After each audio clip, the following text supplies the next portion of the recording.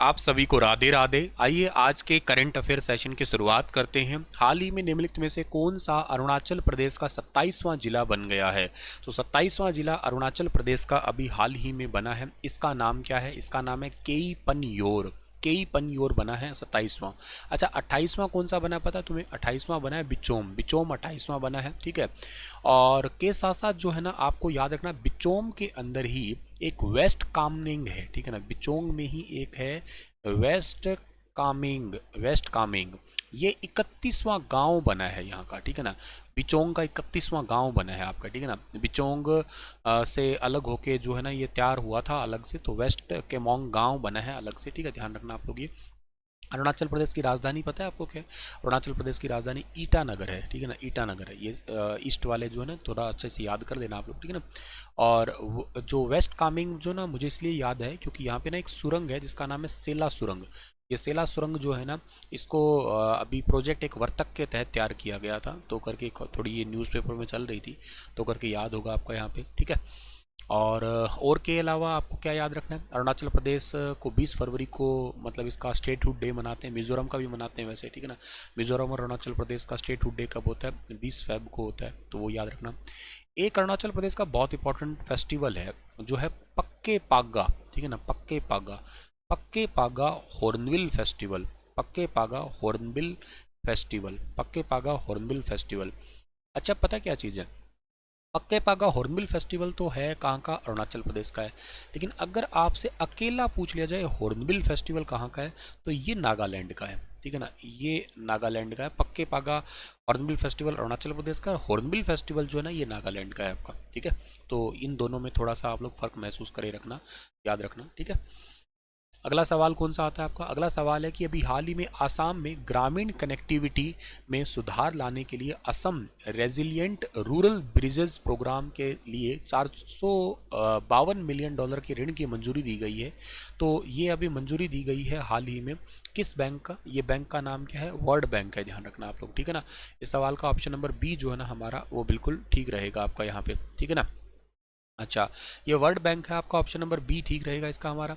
अब अगली बात अगर हम लोग करते हैं, यहाँ पे वर्ल्ड बैंक से रिलेटेड बहुत सारी चीज़ें हैं। पहले तो आप लोग ना इसको याद करने की कोशिश करो कि वर्ल्ड बैंक से रिलेटेड क्या क्या चीज़ें हैं ये। वर्ल्ड बैंक पैसा देता है, लोन देता है, क्यों देता है? हमेशा एजुकेशन या स्किल डेवलपमेंट के लिए देता है, ध्यान रखना आप लोग। वर्ल्ड बैंक ने ग्रामीणों की कनेक्टिविटी में सुधार के लिए ये वाला पैसा दिया है। वर्ल्ड बैंक का हेडक्वार्टर कहाँ पे है? इसका हेडक्वार्टर वॉशिंगटन डीसी के अंदर है, यूएसए के अंदर है, ध्यान रखना आप लोग, ठीक है ना। और पहली बार सिक्किम को भी कुछ पैसा दिया। सिक्किम के अंदर एक प्रोग्राम चलाया है वर्ल्ड बैंक ने जिसका नाम है इंस्पायर, ठीक है ना। इंस्पायर इंस्पायर प्रोग्राम चलाया है। और इंस्पायर प्रोग्राम में वो क्या कर रहा है? वो ना 100 मिलियन डॉलर दे रहा है इनको, ताकि 3 लाख से ज़्यादा युवाओं को ट्रेनिंग दी जा सके सिक्किम के अंदर। वर्ल्ड बैंक के प्रेसिडेंट कौन है पता है आपको? वर्ल्ड बैंक के प्रेसिडेंट का नाम है अजय बंगा, भारतीय मूल के। और इसमें अभी थोड़े दिन पहले ना चीफ इकोनॉमिक्स्ट कौन बने हैं? उनका नाम है इंद्रमीत गिल, ठीक है ना। इंद्रमीत गिल ये भी भारतीय मूल के ही है, ठीक है। हाल ही में राज्य ऊर्जा दक्षता सूचकांक, बहुत ज़्यादा इंपॉर्टेंट क्वेश्चन है जिसको आप लोग कहते हो स्टेट एनर्जी एफिशिएंसी इंडेक्स का 5वें संस्करण के अनुसार कौन सा राज्य ओवरऑल टॉप रहा है? तो ओवरऑल टॉप रहा है इसमें कर्नाटक। इसका मतलब क्या होता है? इसका मतलब होता है बिजली बचाना। अब बिजली बचाना जैसे कि देखो, आप आज से 10-15 साल पहले वो पीले वाले लट्टू देखते होंगे, है ना। इस टाइप के पीले वाले लट्टू होते थे, उनके अंदर वो आपका पढ़ा होगा आपने, टंगस्टन का फिलामेंट लगा होता था, है ना।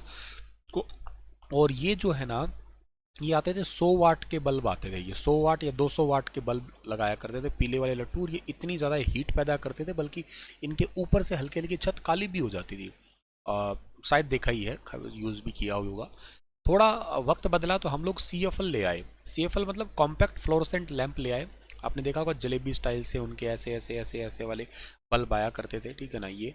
और अभी हम लोग LED यूज़ करने लग गए हैं। LED लाइट एमिटिंग डायोड है ये। अच्छा, CFL जो ना अंडर 50 वाट में आती थी ये लगभग। और LED हम लोग आजकल जैसे 9 वाट की, 5 वाट की LED भी बल्कि यूज़ कर रहे हैं। उजाला रोशनी उतनी इतना ही इम्पैक्ट देती है वो, ठीक है ना। तो आप सोच के देखो, कहाँ 100 वाट और कहाँ 10 वाट, डिफरेंस बहुत हो गया ना। यही होता है बिजली बचाना। इस मामले में एनर्जी को जो एफिशिएंसी मतलब सबसे ज़्यादा बिजली बचाने के मामले में ओवरऑल भारत का जो टॉप स्टेट है ना, वो कौन सा है? कर्नाटक राज्य है, ध्यान रखना। 2 पे आंध्र प्रदेश है, इसमें सेकंड नंबर पे आंध्र प्रदेश है। इसका स्कोर 100 में से 86.5 है, इसका स्कोर 100 में से 83.5 है, ठीक है ना। इस लिस्ट में छठे नंबर पे हरियाणा भी है, ध्यान रखना आप लोग, ठीक है। इस रैंक को देता कौन है? ब्यूरो ऑफ एनर्जी एफिशिएंसी के द्वारा इस रैंक को दिया जाता है। जो आप कभी जैसे आज के टाइम पे आप लोग नया फ्रिज है, नया कूलर, एसी कुछ लेके आते तो उनके ऊपर ना ये स्टार रेटिंग लिखी होती है, 3 स्टार, 4 स्टार, 2 स्टार, 5 स्टार, ऐसे रेटिंग होती है ना, वो BEE देता है, ब्यूरो ऑफ एनर्जी एफिशिएंसी। इसकी स्थापना हुई थी, एक्ट था 2001 का, स्थापना हुई थी 1 मार्च 2002 को स्थापना हुई थी, ध्यान रखना आप लोग। और के साथ साथ जो ना इसने अपना अभी रिसेंटली 22वां स्थापना दिवस सेलिब्रेट किया है, ठीक है।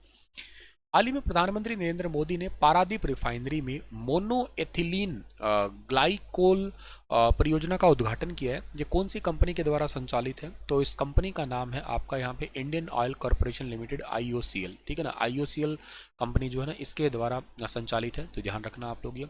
अच्छा, अभी थोड़े दिनों से खूब चर्चा में चल रहा है ये पाइपलाइन वाला प्रोजेक्ट। मैंने कल की क्लास में भी आपको ये पाइपलाइन प्रोजेक्ट वगैरह बताया होगा। पारादीप रिफाइनरी जो है ना, इसमें मोनो एथिलीन जो आपका ग्लाइकोल परियोजना का स्टार्ट तो चलो कर दिया। और ये एक्चुअली पारादीप है कहाँ पे? पारादीप रिफाइनरी कहाँ पे है? ये उड़ीसा के अंदर एक जिला है जिसका नाम है जगत सिंहपुर, ठीक है ना। जगत सिंहपुर एक डिस्ट्रिक्ट है, यहाँ पे जो है ना इसका उद्घाटन किया है। और मैं आपको और बात बताता हूँ, जैसे एक ना पारादीप है, पारादीप से लेके कोलकाता का जो हल्दिया है, ठीक है ना, कोलकाता का जो हल्दिया है, इसके बीच में पाइपलाइन बिछाई है अभी हाल ही में IOCL ने, 344 किलोमीटर लंबी है वो।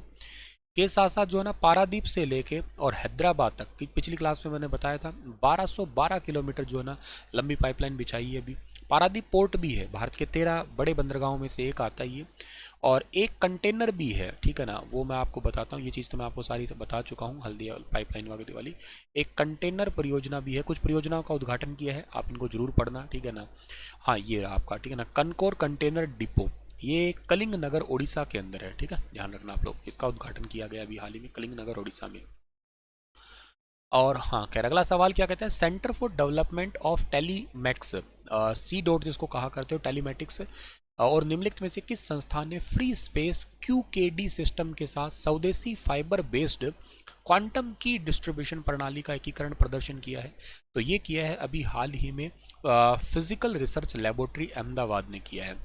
अच्छा, ये क्वांटम की डिस्ट्रीब्यूशन क्या होता है? सिक्योर ट्रांसमिशन के लिए, आपकी कम्युनिकेशन सिक्योर हो उसके लिए अभी हाल ही में किया। और मैं आपको वैसे बता देता हूँ कि ये फिजिकल रिसर्च लेबोरेटरी जो है ना, इसकी जो 1947 में नींव रखी थी या इसकी स्थापना की थी विक्रम साराभाई ने, जिन्होंने इसरो की स्थापना की थी, उन्होंने ही की थी, ठीक है।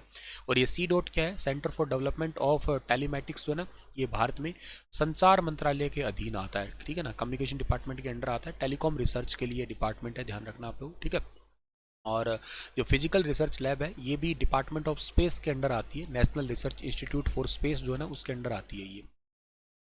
केंद्रीय मंत्री डॉक्टर मनसुख मांडविया ने मध्य प्रदेश के निम्नलिखित में से किस जिले में central institute of petrochemical engineering and technology के तहत तकनीकी सहायता केंद्र, जिसको कहते हैं centre for skilling and technical support, का उद्घाटन किया है? तो ये उद्घाटन किया है ग्वालियर के अंदर। टोटल 3 सेंटर उद्घाटन किए हैं, बद्दी हिमाचल में, रांची झारखंड में, और ग्वालियर मध्य प्रदेश में। टोटल 3 जो है ना उद्घाटन किए गए हैं अभी हाल ही में। अच्छा देखो, पहली तो बात ये याद रखना आप लोग कि पेट्रो इंजीनियरिंग जो है ना क्या होती है? पेट्रोकेमिकल इंजीनियरिंग, ये पेट्रो इंजीनियरिंग में रिसर्च करने का काम करती है, ठीक है। इसका हेडक्वार्टर कहाँ पे है आपको अगर पता हो तो? ये जो CIPET है ना, इसका हेडक्वार्टर है चेन्नई के अंदर, इसका हेडक्वार्टर है चेन्नई के अंदर, ठीक है। इसमें इसके ना भारत में टोटल 39 कैंपस है, 1968 के अंदर जो ना बना था। इसको united nation development programme UNDP ने बनाया था। और ये कौन से डिपार्टमेंट के अंदर आती है? ये आती है रसायन डिपार्टमेंट के अंदर आती है। रसायन और उर्वरक मंत्रालय जो है ना, रसायन और उर्वरक मंत्रालय, उसके अंदर आती है ये। फर्टिलाइजर और केमिकल डिपार्टमेंट है, उसके अंदर आती है ये। अभी किस राज्य सरकार ने साबरी के राइस पहल स्टार्ट की है? साबरी के राइस पहल जो है ना अभी हाल ही में स्टार्ट की है, किसने? ये केरल ने स्टार्ट की है। के राइस मतलब ये के फॉर केरल ही है यहाँ पे। एक्चुअली केरल जो है ना अपने गोदाम से, गोदाम को आप लोग क्या कहते हैं? साइलो कहा करते हैं ना, तो गोदाम या साइलो सेंटर से जो है ना वो क्या करेंगे, 10 किलो तक का सब्सिडी चावल देगी। चावल क्या है? बेसिकली चावल 3 किस्म में है जो यहाँ पे बहुत होती है। एक तो आपने पढ़ा होगा कभी, जाया चावल बहुत होता है यहाँ पे। एक यहाँ पे चावल होता है कुरुआ चावल होता है। एक यहाँ पे माता चावल होता है, माता। और जाया चावल को सरकार 29 रुपये पर केजी के हिसाब से देगी, और इन दोनों को जो है ना 30 रुपये पर केजी के हिसाब से देगी। आप कहोगे सर ये तो बहुत महंगा है। नहीं, महंगा नहीं है, सस्ता है। कैसे? नॉर्मल चावल आप सस्ते से सस्ता मार्केट से लेके आओ, वो 40 रुपये पर केजी मिल रहा है, ठीक है ना। और आप इनको कंपेयर करो तो ये लगभग 10 रुपये उससे कम हो गए। अच्छा, ये सरकार सब्सिडी में देगी। इनके लिए सरकार ने एक नियम रखा है कि आपको इसके लिए बैग लेना पड़ेगा, और वो बैग जो है ना वो 13 से 14 रुपये का पर बैग होगा, ठीक है ना। कपड़े का थैला है, वो खरीदना ही पड़ेगा आपको, ठीक है। तो मतलब प्रमोट करेगी सरकार एक्चुअली जो प्लास्टिक पॉल्यूशन है उसको कम करने के लिए। अभी भारत सरकार ने भी एक ऐसे चावल जो है ना वो लॉन्च किया जिसका नाम है भारत राइस। भारत राइस जो है ना ये 29 रुपये पर केजी के हिसाब से देंगे। सरकार 5 लाख टन बेचेगी, इसके लिए एफसीआई के अंडर आती है, पहले चरण में बेचेगी। इसमें बहुत सारे भंडार है, जैसे नेफेड के है, एनसीसीएफ के है, केंद्रीय भंडार है, कई सारे इसमें भंडार है भारत के। सेंटर फॉर आर्टिफिशियल इंटेलिजेंस स्थापित करने के लिए अभी रिसेंटली वर्ल्ड इकोनॉमिक फोरम के साथ में अभी रिसेंटली एक आशय पत्र हस्ताक्षर किए हैं। तो ये किए हैं कर्नाटक राज्य ने किए हैं। सिंपल सा सवाल है, बस इतना याद रखना है। अटल innovation mission AIM NITI Aayog ने भारत भर के स्कूलों में frontier technology FTL lab setup करने के लिए किसके साथ समझौता किया है? तो स्कूलों के साथ में मेटा। पहले तो बात याद रखना, मेटा फेसबुक ही है, ठीक है ना। इसको पहले फेसबुक कहते थे, आज के टाइम में मेटा कहते हैं। अक्टूबर 2021 के बाद में इसका नाम बदल के मेटा कर दिया। मार्क जकरबर्ग इसके सीईओ है। 2004 में ये इनिशियली सबसे पहले आया था। दुनिया में सबसे ज़्यादा यूज़ किए जाने वाला अभी के लिए सोशल मीडिया प्लेटफॉर्म है फेसबुक, ठीक है। अच्छा, ये क्या करने वाले हैं? ये भारत के जितने भी स्कूल है ना उनके अंदर एफटीएल लैब लगाएंगे। एफटीएल यानी कि फ्रंटियर टेक्नोलॉजी लैब लगाएगी। पैसा इसको कौन देगा? इनको पैसा जितना भी है, जितना भी रुपए लगने वाला है वो देगा मेटा देगा। तो एआईएम क्या देगा? एआईएम एक्चुअली उनको नॉलेज देगा। ये काम याद रखना आप लोग। एआईएम कौन चलाता है? जो अटल इनोवेशन मिशन है, अटल इनोवेशन मिशन है, इसको नीति आयोग चलाता है, ध्यान रखना। और इनका पता है काम है, इनका ये काम है 10,000 एटीएल 10,000 एटीएल जो है ना, यानी कि अटल टिंकरिंग लैब खोलने का काम है इनका। मैं आपको लिख देता हूँ, ये काम आएगा आपको, अटल टिंकरिंग, ठीक है ना। अटल टिंकरिंग लैब जो है ना ये खोली जाएगी। एक्चुअली पता है क्या होती है टिंकरिंग लैब? ये बच्चों को क्यूरियस बनाने के लिए होता है, क्यूरियस बनाने के लिए है। बहुत ज़्यादा, मतलब आपने कभी देखा होगा छोटा जो बच्चा होता है ना, 4 5 6 साल का बच्चा होता है ना, वो बहुत सारे सवाल करता है। आपके घर में बच्चा होगा, आपने कभी नोटिस किया होगा, उसके बड़े क्यूरियोसिटी भरे सवाल होते हैं, ठीक है ना। अभी ये ऐसे कैसे हुआ? जैसे मेरे घर में मेरा भांजा है, तो मतलब अक्सर छोटे छोटे सवाल कर लेते हैं। बड़े मतलब विचित्र सवाल होते हैं ना, मुझे बड़ा बड़ा ताजुब महसूस होता है कि ये ऐसे क्वेश्चन कहाँ से आते हैं इनके दिमाग में। क्योंकि बच्चे एक्चुअली क्यूरियस ही होते हैं, बहुत क्यूरियस होते हैं वो। 10 साल तक के में तो बहुत क्यूरियस होते हैं। अब ऐसे बच्चों को अगर आप जो है ना ऐसे मतलब इस टाइप से जो ना अटल टिकरिंग मिशन से जोड़ देते हो, ऐसे लैब से कनेक्ट कर देते हो, तो समझो वो सुपर इंटेलिजेंट हो सकते हैं फिर। तो सरकार एक्चुअली ऐसा ही कर रही है, स्कूलों के तहत ऐसे काम कर कनेक्ट करने जा रही है। जैसे एआई सिखाएगी उनको, आर्टिफिशियल इंटेलिजेंस सिखाएगी, मशीन लर्निंग सिखाई जाएगी, ठीक है ना। के साथ में आईओटी यानी कि इंफॉर्मेशन आपका इंटरनेट ऑफ थिंग्स है, मोबाइल से ही अपना पूरा घर कंट्रोल कर लेना।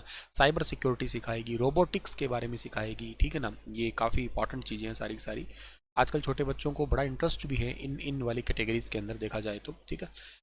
चलिए आगे बढ़ते हैं। अगला सवाल है कि हाल ही में निम्नलिखित में से किसने 5वें राष्ट्रीय युवा संसद महोत्सव नेशनल यूथ पार्लियामेंट फेस्टिवल 2024 में प्रथम पुरस्कार जीता है? तो ये जीता है यातिन भास्कर दुग्गल ने, जो हरियाणा के हैं। इन्होंने इसमें पहला अवार्ड जीता है, ठीक है ना। इसका आयोजन किसने किया था?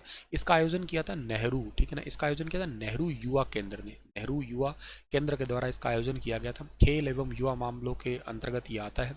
कब से कब तक हुआ था? ये 9 फेब से लेकर और 6 मार्च तक ये हुआ था, ध्यान रखना। यातिन भास्कर दुग्गल इसमें टॉप नंबर 1 पे थे। यंग वॉइसेस करके इसका थीम था। पशु तस्करी पर अंकुश लगाने के लिए ऑपरेशन कामधेनु चलाया है किसने? ये चलाया जम्मू एंड कश्मीर ने चलाया है। पुलिस बल ने चलाया है ये पशु तस्करी के लिए। और ये जम्मू कश्मीर की जो कठुआ पुलिस है ना, कठुआ पुलिस, उसने चलाया है। वैसे जम्मू कश्मीर ने एक पोर्टल लॉन्च किया है, अभी जनवरी में ही लॉन्च किया था। उस पोर्टल का नाम है अवाम अवाम से अवाम से अवाम तक, अवाम से अवाम के लिए, अवाम से अवाम के लिए। अवाम जो होती है जनता, उर्दू सा शब्द है ये। पाकिस्तान में जनरली वो आवाम का यूज़ करते हैं, या जैसे ये भी थोड़ा एक इलाका ऐसा है जहाँ पे थोड़े मुस्लिम कम्युनिटी देखने को मिलती है तुम्हें। अगला सवाल क्या है? विधवा पुनर्विवाह योजना किसने चलाई है? ये अभी हाल ही में झारखंड ने चलाई है। देखो झारखंड के सीएम का नाम अभी क्या नए बने थे, जिनका नाम आपको याद रहना चाहिए, चंपई सोरेन है, ठीक है ना। चंपई सोरेन है। अच्छा, क्या है ये योजना में, क्या है इस योजना में? ये है कि जिस भी महिला के पति की डेथ हो गई है, और महिला की पति की डेथ हुई है और वो उम्र उसकी जो है ना 23 साल से लेके 60 साल के बीच की है, ठीक है, मतलब एक्चुअली उम्र का क्राइटेरिया नहीं है, माफ करना इसमें, मतलब सरकार ने कहा शादी करने योग्य होनी चाहिए, ठीक है ना। ऐसा नहीं है कि भाई पति का डेथ हो गया है और बूढ़ी अम्मा हो रखी है, ठीक है ना, मतलब 60 साल 70 साल की बूढ़ी अम्मा हो रखी है और वो कह रही है कि मैं इस योजना का लाभ लूंगी, तो वो नहीं है। एक्चुअली जो विधवा फिर वो दोबारा शादी करेगी तो सरकार उसको 2 लाख रुपए देगी। सरकार उसको क्या करेगी, 2 लाख रुपए देगी। शादी करने योग्य उम्र होनी चाहिए, और शादी होने मतलब पति के डेथ होने के 1 साल के अंदर होना चाहिए, ये भी ध्यान रखना। और दूसरी बात इंपॉर्टेंट ये है इसके अंदर कि वो महिला कोई भी प्रकार की पेंशन ना ले रही हो, किसी भी तरीके से, ना तो खुद गवर्नमेंट जॉब में हो और ना ही कोई टाइप की पेंशन ले रही हो। तो ऐसी महिलाओं को 2 लाख रुपए तक का विधवा होने पर 1 साल के अंदर आवेदन करना होगा। पति के डेथ के सर्टिफिकेट देना भी होगा इसके अंदर। ऐसा क्यों किया जा रहा है? समाज के अंदर मतलब विधवाओं को दर्जा, अच्छा दर्जा देने के लिए, उनको भी जीने का हक देने के लिए, ऐसा करने के लिए, ठीक है। अच्छा, झारखंड के जो मुख्यमंत्री है उनका नाम, झारखंड के मुख्यमंत्री चंपई सोरेन, चलो मैंने बता दिया। इन्होंने एक योजना स्टार्ट कर रखी है झारखंड में, जिसका नाम है मुख्यमंत्री ग्राम गाड़ी योजना। ग्राम गाड़ी योजना ये क्या है कि जैसे बड़ी बड़ी बसें गांव में जा नहीं सकती, तो छोटी छोटी बसें हैं टैक्सी टाइप की, ये गांव से मेन सिटी को जोड़ने के लिए है ये। हाल ही में पेशेवर को विमान शिक्षा प्रदान करने के लिए Indian institute of management IIM Mumbai के साथ में साझेदारी की है। किसने? एयरबस ने साझेदारी की है अभी हाल ही में। एयरबस और आईआईएम मुंबई दोनों ने, जितने भी प्रोफेशनल हैं उनको विमानन की शिक्षा देने के लिए ऐसा किया गया है अभी हाल ही में। टाटा प्लस में एयरबस ने भी समझौता किया था। एक हेलीकॉप्टर है, बहुत फेमस है, तुमने सुना होगा, H-125 हेलीकॉप्टर बनाने के लिए। एक लड़ाकू विमान भी है, C-295 है, C-295 है लड़ाकू विमान, वो भी वडोदरा में बन रहा है अभी। टाटा और एयरबस दोनों मिला रही है, दोनों मिलके जो है ना बना रही है, टाटा और एयरबस ये दोनों मिलके बना रही है, ठीक है ना। कई सारे काम कर रहे हैं ये। एयरबस के साथ में जो है ना अपना भारतीय पेट्रोकेमिकल संस्थान जो है ना वो भी काम कर रहा है, और वो भी सस्टेनेबल एविएशन फ्यूल वगैरह, मतलब एक अच्छा फ्यूल प्रिपेयर कर रहे हैं ये मिलके। भारत स्टीम बॉयलर एक्सपो ये कौन से शहर में हुआ था? ये गुवाहाटी के अंदर हुआ है, ठीक है ना, गुवाहाटी में हुआ है। तेल और गैस क्षेत्र में काम आते हैं ये बॉयलर। तो ओएनजीसी कंपनी, जैसे ओएनजीसी की एक नुमालीगढ़ रिफाइनरी है, उसने भाग लिया था, और तो ये इसके काम आते हैं, ठीक है। Bharat heavy electronics limited, electrical limited sorry, BHEL को एनटीपीसी लिमिटेड से उत्तर प्रदेश के सोनभद्र जिले में Singrauli thermal power project stage 3 स्थापित करने का ऑर्डर मिला है। इसकी कैपेसिटी कितनी है? इसकी कैपेसिटी 1600 मेगावाट है टोटल, ठीक है ना, 1600 मेगावाट है, ध्यान रखना। तो और इसके अलावा बेल एक काम और कर रहा है, पता है आपको? 2400 मेगावाट का एक थर्मल पावर प्लांट लगा रहा है झारसुगुड़ा में, ठीक है ना। कहाँ लगा रहे हैं? झारसुगुड़ा उड़ीसा के अंदर है, ठीक है ना। और झारसुगुड़ा जो है ना, ये वीर सुरेंद्र साई एयरपोर्ट भी है यहाँ पे, ठीक है। हाल ही में भारत का पहला राज्य स्वामित्व वाला ओटीटी जानते हो आप लोग क्या होता है? ओवर द टॉप, जैसे नेटफ्लिक्स वगैरह है, ये आपके प्राइम वगैरह है, ऐसे प्लेटफॉर्म को ओटीटी कहते हैं, ओवर द टॉप कहते हैं इनको। ये सी स्पेस लॉन्च किसने किया है? केरल ने, खुद का अपना इंडिया का, ठीक है ना। इसमें मलयाली जो सिनेमा है ना उसको बढ़ावा मिलेगा। वरिष्ठ नागरिक डाक मतदान और न्यूनतम एज को बढ़ा दिया है। तो कंडक्ट ऑफ इलेक्शन रूल 1961 में संशोधन किया है। अब ये एज कितनी होगी देखो आप, क्या होता है, कानून और न्याय मंत्रालय ने जो वरिष्ठ नागरिक है ना उनकी एज को बढ़ाया। क्यों बढ़ाते हैं? क्योंकि कोई व्यक्ति अगर चलकर वोटिंग या पोलिंग बूथ तक ना आ सके तो वो पोस्टल बैलेट का यूज कर सकता है, मतलब पोस्ट करवा सकता है अपने वोट को। और या कोई सेना का, आर्मी का कोई जवान है, वो बॉर्डर पे खड़ा है, वो भी अपने वोट को पोस्ट करवा सकता है। सेना वाला तो, सेना वाले के लिए तो कोई उम्र नहीं है, लेकिन वैसे जो चल के नहीं आ सकता उनके लिए क्या है? तो उनके लिए मिनिमम एज कितनी है? पहले एज क्या थी, पहले बताता हूँ क्या थी आपकी। जून 2020 में ये एज ना 65 साल थी। अच्छा, अगस्त में इसको इंक्रीज किया, अगस्त 2023 में इसको इंक्रीज किया और 80 साल कर दिया, और अब इसको कर दिया 85 साल, ठीक है ना। अब इसको 85 कर दिया, ध्यान रखना आप लोग, ठीक है। और अगला सवाल है, टॉमस स्यूलॉग ये कौन से देश के राष्ट्रपति चुने गए? ये हंगरी के चुने गए। हंगरी की कैपिटल बुडापेस्ट है। हंगरी की करेंसी फोरिंट है, हमसे गरीब है ये, ठीक है ना। यहाँ पे भी जनसंख्या का संकट चरमराया हुआ है, लोग शादी नहीं कर रहे हैं यहाँ पे, ठीक है ना। यहाँ का यूथ शादी करने को तैयार ही नहीं है, मतलब हज़ारों की संख्या में साल दर साल जो है ना जनसंख्या घटती जा रही है। सरकार बहुत सारे प्रोग्राम चला रही है, शादी करने पे लोन दे रही है 25 लाख तक का, बच्चे पैदा करने पे तो 7 सीटर गाड़ी तक, और लाइफ टाइम टैक्स फ्री भी कर रही है। लेकिन लेकिन फिर भी यहाँ का यूथ शादी नहीं कर रहा है। इवन इंडिया का भी रैंक आया है, इंडिया के भी लगभग 23% यूथ ऐसा है जो शादी में इंटरेस्टेड नहीं है। ठीक है, शादी में इंटरेस्टेड नहीं है क्योंकि वो इंडिपेंडेंट लाइफ को जीना ज़्यादा पसंद कर रहे हैं फिलहाल के लिए। हालांकि जापान में शादी ना करना और बच्चे ना होना या लेट शादी करना, उसकी वजह से ये भी क्राइसिस है वहाँ पे कि जनसंख्या बढ़ नहीं रही है, तो वो रिसेशन में चले गए हैं। क्योंकि एक एज के बाद में क्या होता है कि बच्चे पैदा होने बंद हो जाते हैं, बेबी कंसीव नहीं होता है। ठीक है ना, और कंसीव नहीं होता तो फिर उसकी वजह से बहुत सारे प्रॉब्लम होती है। ये जापान इसकी वजह से प्रॉब्लम ढूंढ भी फिलहाल के लिए फेस कर रहा है। चलो आज का सेशन इतना ही था। राधे राधे जी। और के साथ साथ स्टार IQ टेलीग्राम चैनल है, वहाँ पे आपको इस क्लास का PDF दे दूंगा मैं। और के साथ साथ आप लोग जो है टेलीग्राम चैनल के अलावा स्टार IQ एप्लीकेशन भी डाउनलोड कर सकते हो। Thank you.